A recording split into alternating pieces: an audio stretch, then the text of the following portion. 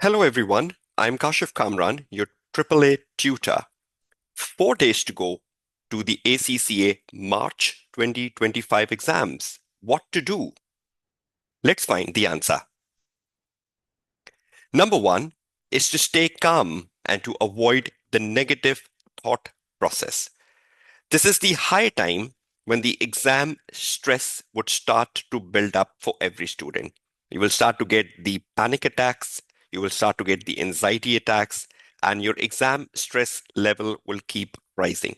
You will start to believe whatever you have learned, whatever you have revised, is all fading off, is all going off your mind.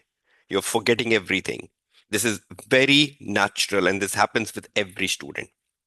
What you need to do is that at this point in time, you will be getting lots of negative thoughts. What if that topic will come? What if this will come? What if that will come? I have not done this. What if this comes to the exam? All such negative things would start coming in. I think the very first thing is that you need to put a disconnect with your WhatsApp students group. The more you are in the WhatsApp student group, you will start feeling as if you don't know anything because there will be floods of messages. And at this point in time, the student messages are very illogical. They might be asking very illogical things at this point in time because that's the outcome of the stress they're going through. And if you are part of those WhatsApp group at this point in time, you might start to believe I don't know anything. They will be sharing loads of information, loads of resources, whatever they get about AAA from whatever sources, they will just keep posting in the WhatsApp group with the thought process, have you done this? Have you done that? What if this comes? What if that comes? And in that way, you are just creating the negative thought process around you, and you will start to believe in the next 24 hours as if you don't know anything. So it's better to disconnect yourself from the WhatsApp group, stay calm, keep yourself composed. Whatever you have done, you have done. It's time to refine, it's time to revise. It's not the time to look into new things.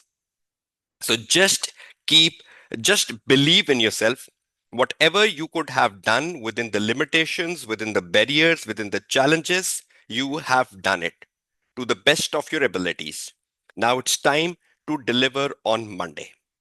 So stay calm, put a disconnect with the WhatsApp students group in particular, and just ensure you're overcoming the negative thought process. The natural exam stress, you can't do anything about it because that happens with all of us. Second, ask yourself, what are my weak areas? And put time on them. Each one of you will know that in which areas I am still nervous. I still believe I'm not up to the mark. For example, I mostly get students asking me that I'm still weak into substantive procedures. I can't still pick up the substantive procedure. For example, go put time on it.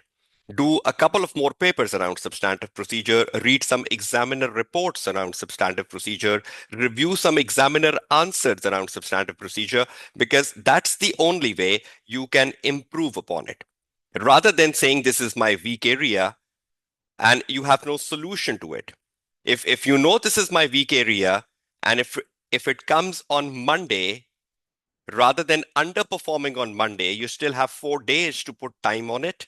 So improve your weak areas and ask a question to yourself, what are your weak areas? Finally, ensure you have covered every topic I have mentioned in my AAA March 25 checklist. This will give you a reasonable assurance that you are well prepared for Monday. Let's see what are the focus topics in my checklist. Number one, the topics which I believe are quite high likely in the AAA March 25 exams. But again, these are just assumptions because at this point in time, you must have covered all your syllabus. So this is just a list you can go through. To me, audit risk looks like a top contender for March 25 exams. And be assured that you know the requirement, evaluate and prioritize the significant audit risk, and you know how to deal with it. Quality management, that's been a dominating area, would still continue to dominate, whether it is quality control, ethical and professional issues. Practice management matters in accepting a new audit client, or matters in accepting an engagement either from an existing client or from a new client, can still pop in. Review of the prospective financial information. We know syllabus area F was a bit missing from the last few settings, and examining team loved this topic, review of prospective financial information. So a question can likely come back in section P around it. The cash flow forecast, the examining team is very obsessed with asking questions around it. Due diligence, again, that's a syllabus area F, can't be ignored out. That's in important areas in the past papers, and forensic audit. So I believe syllabus area F would come in this time, and you should be prepared for it. In a report related question, which comes in section B, expect more knowledge around paragraphs like key audit matters, like MURGC. Going concern is an emphasizable area. So MURGC, other meta paragraph, other information paragraph, try emphasis of a meta paragraph. So have more knowledge around paragraphs, because mostly the students are good on the side of opinions, but they underperform on the sides of paragraphs. Question on matters and evidence. A typical question which asks you matters you should consider and explain the evidence in the working paper file, and lots of accounting matters are given to you for you to investigate with the reporting implication. What will be the impact on the report on an individual basis and on an aggregate basis? Reporting to those charged with governance is an important topic, is a very important topic. Please ensure you focus on report to those charged with governance. You have done past paper questions around this topic, and you know what to write in the answer. Auditor liability, expect the unexpected. I believe this is a topic in your syllabus, but it's not been examined. What if you get this time? What if you get a 5 to 6 marks question on auditor liability and how do auditor disclaim from liability, or what are ways through which auditor can reduce liability?